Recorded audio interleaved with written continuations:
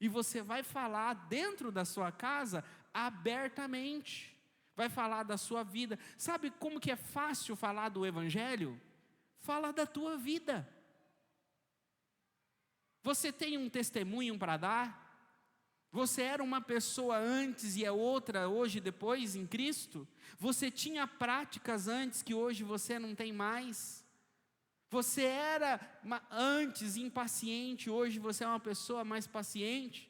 Então use a tua vida, a tua história, o teu casamento, o teu filho, o teu milagre e fale de Jesus para as pessoas abertamente. Como que as pessoas vão saber dos milagres que Deus faz na tua vida se você não falar? Se a gente fala bom dia, Deus abençoe, as pessoas vão saber que você foi curada? Não. Por isso que precisamos testemunhar. É dar testemunho, é ser uma testemunha. E aquele que é enviado, ele é imbuído, ele é cheio do Espírito Santo, da presença de Jesus. Jesus falou o que é para os discípulos, irmãos? Não se preocupem com o que vocês vão falar. Porque o Espírito vai fazer você lembrar todas as coisas. O que Jesus está dizendo é o seguinte: olha, só vai e fala, não se preocupe com o que você vai falar. Se você tiver coragem e ousadia para abrir a tua boca para falar, as palavras virão e fluirão de você como um rio de água viva, porque o Espírito Santo que habita em você, eu estou deixando ele como garantia que você vai cumprir a missão que eu vou te enviar. Então Jesus nos dá o Espírito Santo como garantia para cumprirmos a missão que ele nos envia como missionários. O outro, Jesus, ele veio para salvar os perdidos. Lucas 19, 10.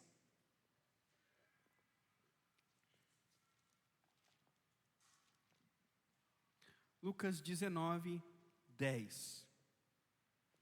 Porque o Filho do Homem veio buscar e salvar o que se havia perdido. O missionário, ele deve ser aquele que tem esperança de todas as vidas, de todas as pessoas. O missionário não pode falar, esse não tem jeito. O missionário não pode falar, esse aí é jogar pérola aos porcos.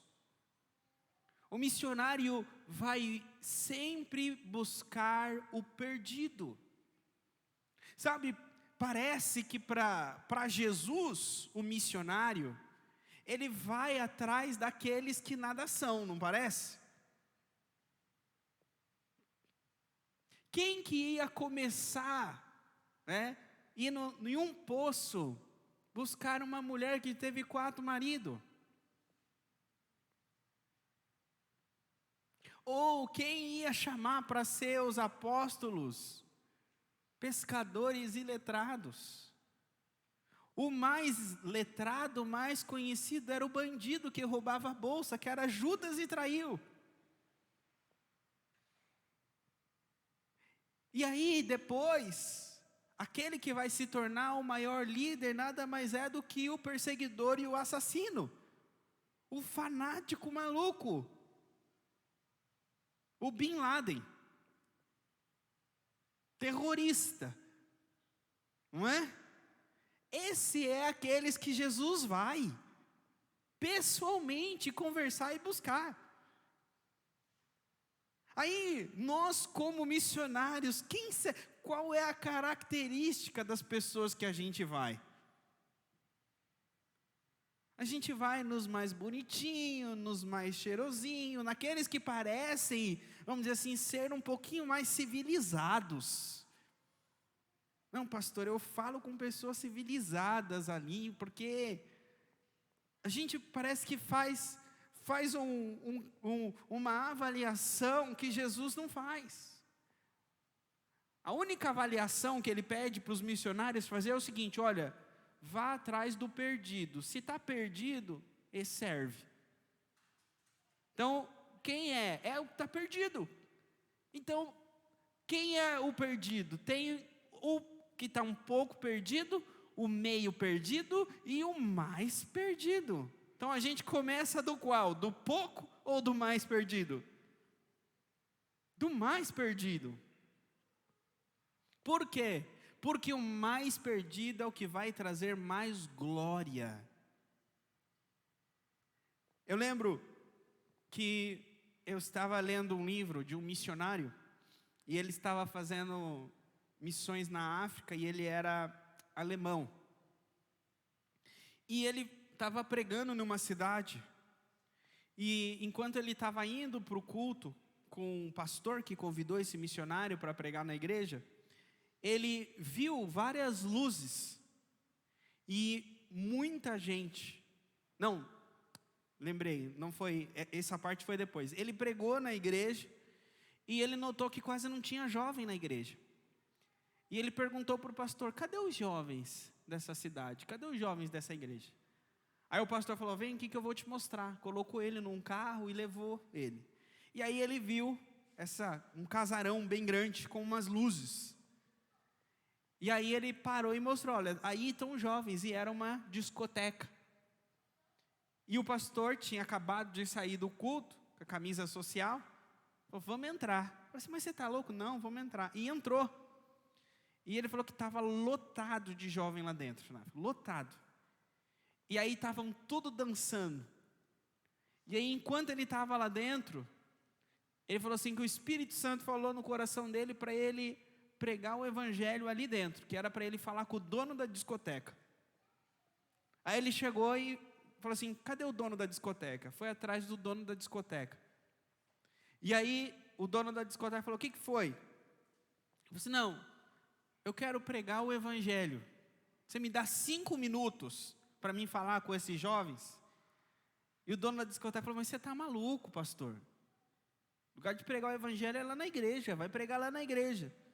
Ele falou assim: mas os jovens não estão lá na igreja, os jovens estão aqui. Me deixa pregar o evangelho aqui. E aí, enquanto ele estava falando isso, o homem deu as costas para ele e deixou ele falando sozinho. E a hora que o homem começou a andar, ele pegou na mão dele, porque enquanto ele estava lá, o Espírito Santo tinha falado para ele que aqueles jovens estavam vazios. E ele pegou na mão do dono da discoteca e falou para ele, falou: olha, esses jovens estão vazios, aqui eles não vão encontrar o que eles estão procurando. E o dono daquela discoteca parou, ficou olhando para ele, e falou assim: sabe o que é interessante? Porque eu tenho um filho da idade deles, e eu estava falando comigo mesmo que o meu filho não encontraria aqui o que ele precisa. E aí o dono da discoteca falou: ó, hoje não, mas vem amanhã, sábado, tem mais gente, 12:00 eu te dou 5 minutos. E aí ele falou que no outro dia ele voltou lá, 12:00, porque acabou o culto, colocou uma outra roupa e foi para a discoteca 12:00, até com medo dos irmãos ver ele, o pastor, entrando na discoteca 12:00. Falou que ele chegou lá, a hora que deu 12:00, pediu, os jovens todos sentaram no chão, e aí ele começou antes a orar e ficar com medo. Falou assim: Senhor, eu tinha que ter pedido mais tempo, só 5 minutos, e agora? E o Espírito Santo falou: não, fique em paz. E aí ele começou a pregar um evangelho, e ele só começou a ouvir o barulho do choro daqueles jovens. E aí muitos entregaram a vida ali, e ele foi embora. Passado alguns anos, cerca de 3 anos, ele voltou naquela cidade, e o pastor que conduziu ele falou assim: vem aqui, eu quero te mostrar uma coisa. Levou ele no casarão lá, e estavam as luzes lá, e a hora que ele entrou, era uma igreja, com uma cruz em cima, e aí tinha 300 jovens naquela igreja. E aí ele entrou lá, e o jovem falou assim: olha, eu estava no som naquele dia, eu era o DJ, eu estava nas luzes, e eram todos ali, tinham convertido. E a discoteca faliu, o dono da discoteca vendeu e virou uma igreja. Então é a coragem, a ousadia de entrar nos lugares onde estão os perdidos. Eu lembro que eu estava no Uruguai, E a igreja, quando eu cheguei no Uruguai, era lá em Montevidéu, na capital do Uruguai. Tinha poucos membros, cerca de 5 membros de ceia, tá, irmãos? De semana normalmente era 1, 2. De ceia ia 5.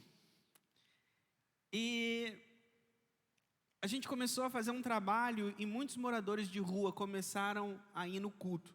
Eles passavam a manhã com a gente, tomavam um café com a gente, e eles começaram a participar do culto. E eu lembro que uma noite um rapaz veio para a igreja, e ele participou do culto, e aí conversando com ele depois do culto, ele falou assim para mim que ele era de uma casa de recuperação, e ele havia se recuperado das drogas, e ele era um monitor nessa casa, se converteu lá e tinha saído da casa.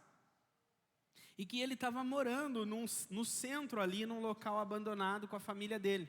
E eu falei para ele que eu ia lá fazer uma visita para ele. Passou mais um culto, ele não foi. E aí, no domingo, eu fui lá onde ele disse para mim que ele morava. Era na rua da igreja e era um cassino abandonado. Era um prédio, acho que dá uns 4 desse da igreja. E várias famílias moravam dentro desse prédio abandonado. Só que esse prédio, ele era dominado por traficantes. Então, as famílias que moravam ali, moravam, vamos dizer assim, sob custódia do crime organizado. Eu não sabia, irmãos, não sabia disso. Fui saber depois. Mas eu cheguei lá, exatamente no endereço que o rapaz falou para mim, tinha um cara grandão na porta, mal encarado. E aí eu fui entrar, ele não deixou eu entrar, que eu achei que ele só estava olhando ali por olhar, né? Eu não sabia que ele era um segurança. E aí ele não deixou eu entrar. Eu falei, não, eu vou na casa do fulano de tal. Ele olhou bravo assim para mim e falou assim, aqui não mora nenhum fulano de tal, pode ir embora. Eu falei, não, ele falou para mim que ele mora aqui. Ele falou, não, aqui não mora nenhum fulano de tal. Eu falei assim, então tá bom, eu vou embora. Ó, fala pro fulano de tal que o pastor veio aqui visitar e não pôde entrar. E aí virei as costas e saí andando. Aí falou assim, você é pastor? Eu falei, sim, sou, daquela igreja ali, ó. Peraí. Aí falou pro menininho, falou, fulano, vai lá, fala pro fulano lá que o pastor está aqui para visitar ele. E aí o menino entrou lá, falou com o rapaz, e eu entrei, irmãos, no local. Queria não ter entrado. Um outro assunto para uma outra hora. A casa toda cheia de droga, teve uma recaída com criança e tudo. Mas fiz a visita, saí, o rapaz sorriu para mim, falou, Deus sabe, obrigado, pastor, e eu saí. Quando nós representamos o Rei dos Reis, irmãos, a gente entra em qualquer lugar. Às vezes, a gente não precisa nem dar carteirada, irmãos. Mas representamos Ele. Ele abre portas, Ele nos guarda, Ele nos protege. Vocês querem um outro testemunho? No hospital que a Beth trabalha. Comecei a visitar o hospital. E quando chega lá na entrada, você dá o nome e eles pegam o seu documento e te dá um acesso para você ir nos lugares que você vai fazer visita. E eu sempre faço visita na ala da pediatria, num prédio, e depois desço e vou em outro local que é onde a Beth trabalha. E eu sempre tenho que subir, passo na portaria, eles validam, colocam um número, eu subo, vou lá, desço, volto, valida de novo, pega outro número, vou, volto, devolvo. E um dia, fazendo isso, eu comecei, sentindo um coração de começar a perguntar o nome das pessoas. E aí, cumprimentava as pessoas e perguntava o nome dela. E aí ela respondia, cumprimentava, conversava. E aí eu comecei a ir lá frequentemente, e toda vez que eu ia, eu chamava a pessoa pelo nome. Tudo bem, fulana de tal? Tudo bem, como você está? E a família e tal? E tem um enfermeiro que trabalha com uma roupa de capitão lá, o seu José. E eu fiz amizade com o seu José. E aí eu estava lá um dia, O seu José sempre fica na recepção, onde fica o pessoal que dá os crachazinhos. O seu José estava lá e falou assim para o rapaz da recepção: não, você é o pastor, pode dar para ele o acesso de tudo, põe aí o número do médico para ele. E aí ele me deu um crachá que tem o acesso de médico, ou seja, eu posso entrar em qualquer porta naquele hospital e descer. Eu fui, voltei e devolvi. Mas, irmãos, aí só acontece isso quando o seu José está lá. Quando o seu José não está, eles não me dão. Mas quando o seu José está lá, eu entro lá, irmãos. Então, Jesus prepara, irmãos, para a gente. Abre portas. Por quê? Porque nós vamos atrás dos perdidos. Depois, destruir as obras do diabo. 1 João 3,8.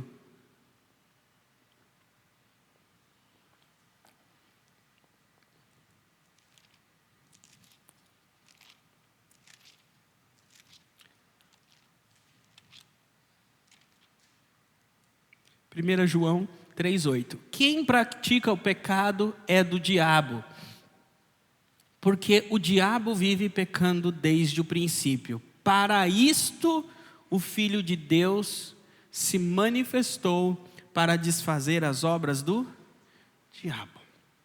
Essa era a missão desse missionário chamado Jesus: desfazer as obras do diabo.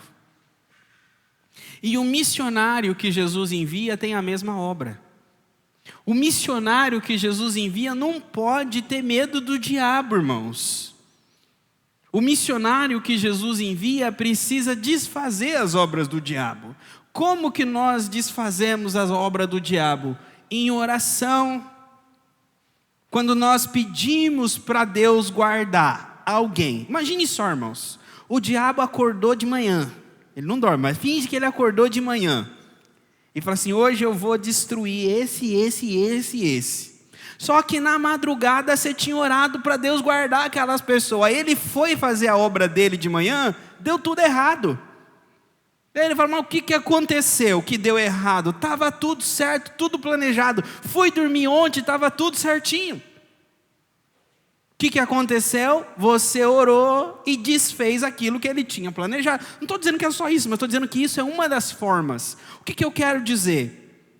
Às vezes a gente tem medo de pôr a mão em alguém e manifestar o diabo, e a pessoa falar grosso e a gente tem que expulsar. Mas quando você ora para Deus abençoar alguém, você já está desfazendo o mal que o diabo queria fazer para aquela vida. Você acha o quê? Que o diabo vai vir em cima de você, você vai falar assim: não sabia, eu só pedi para Deus abençoar. Você vai falar isso para o diabo? Desculpa, eu não queria atrapalhar o teu reino. Eu só pedi para Deus abençoar.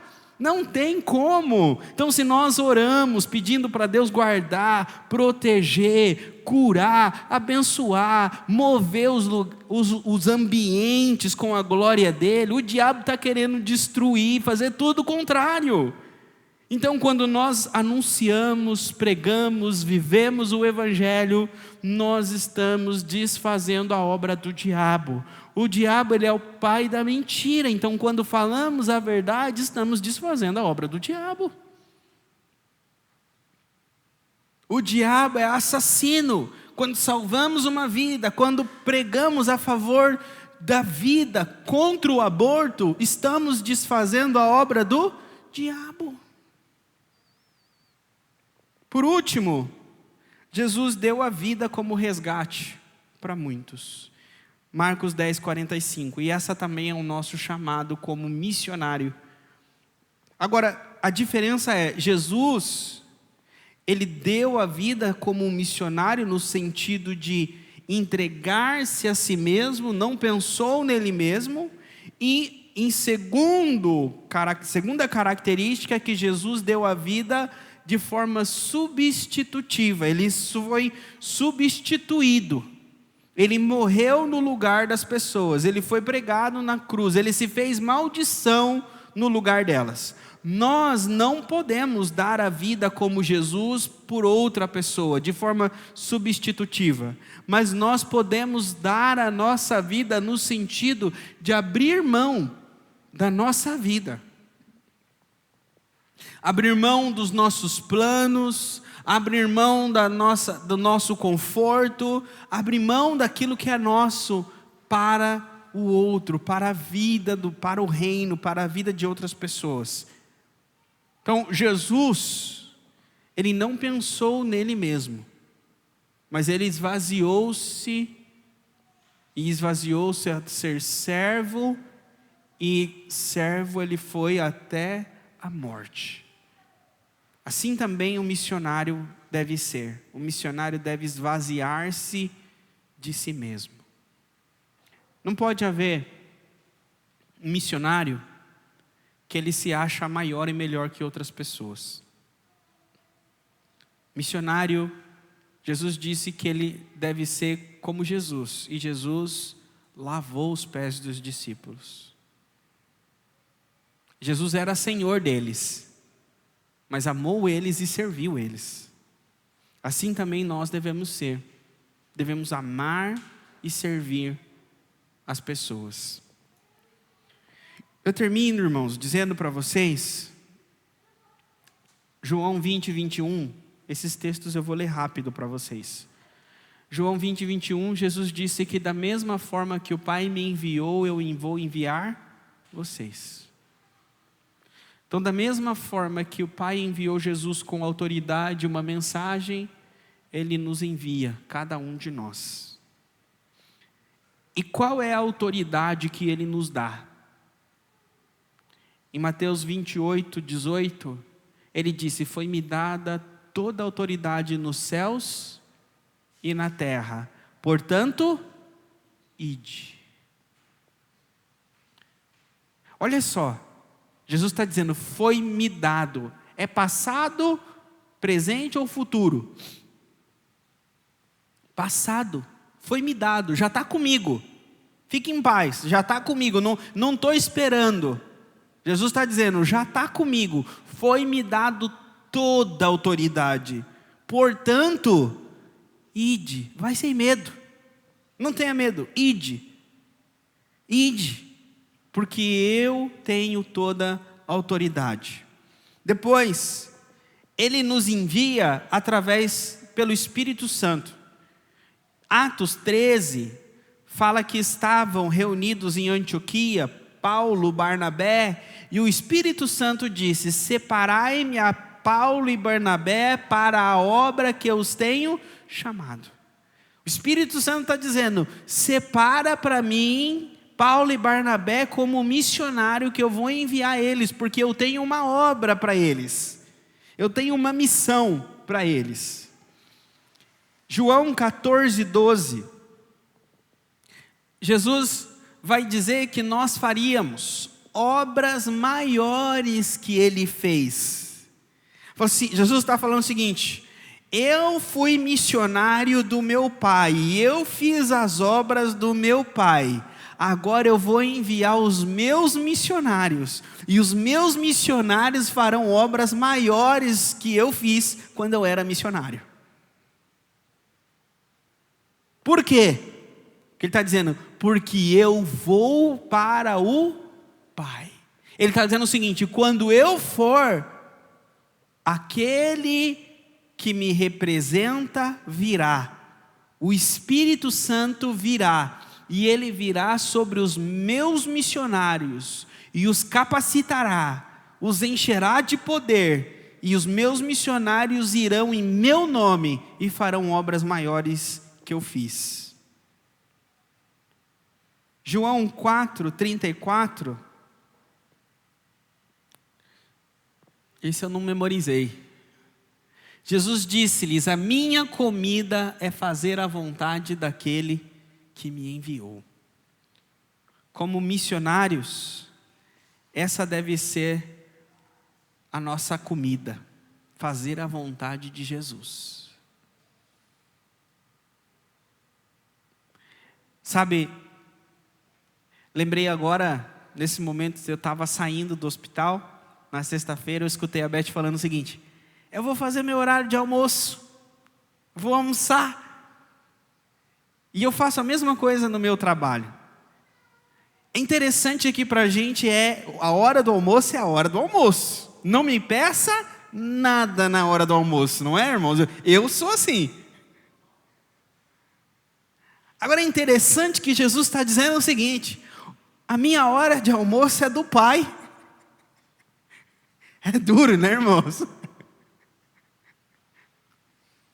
Parece que não, mas não é o que Jesus está falando. A minha comida é fazer a vontade de Deus. Será, né? Bem na hora que você vai fazer o seu horário de almoço: pastor, você pode vir aqui fazer uma visita. Pastor, você pode vir aqui fazer uma... Sabe, irmãos, quando nós estamos... Eu vou usar essa palavra porque serve para mim, principalmente como pastor. Quando a gente está na carne é difícil. O que eu quero dizer? Imagine só, você está lá almoçando, e aí fala assim: pastor, vem lá na casa do irmão, manifestou o demônio lá. Vai lá, correndo, deixa seu prato de comida aí, que está quebrando tudo. Aí fala: Jesus, vou até, né, estava tão bom, você olha assim, aquela picanha no prato. Aí você vai bravo. Você chega lá, você quer arrancar o capeta no tapa.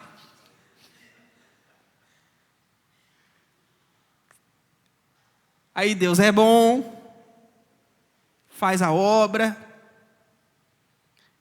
Agora imagine uma outra situação. Você está no culto, e aí a presença de Deus manifesta no culto.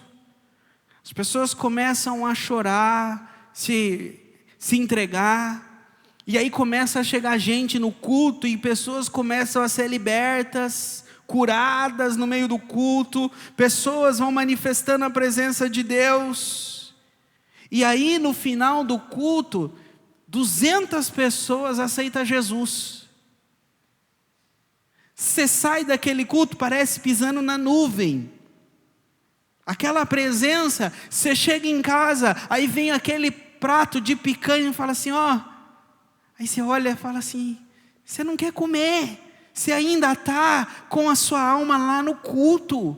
Você ainda está com o seu espírito naquele ambiente, não tem fome.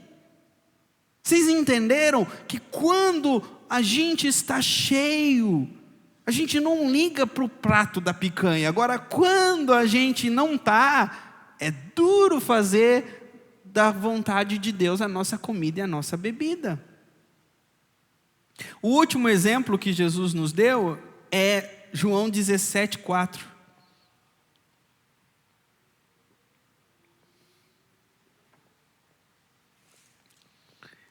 Diz aí: eu glorifiquei-te na terra, tendo consumado a obra que me destes para fazer. Então, quando nós cumprimos essas obras, nós glorificamos Jesus.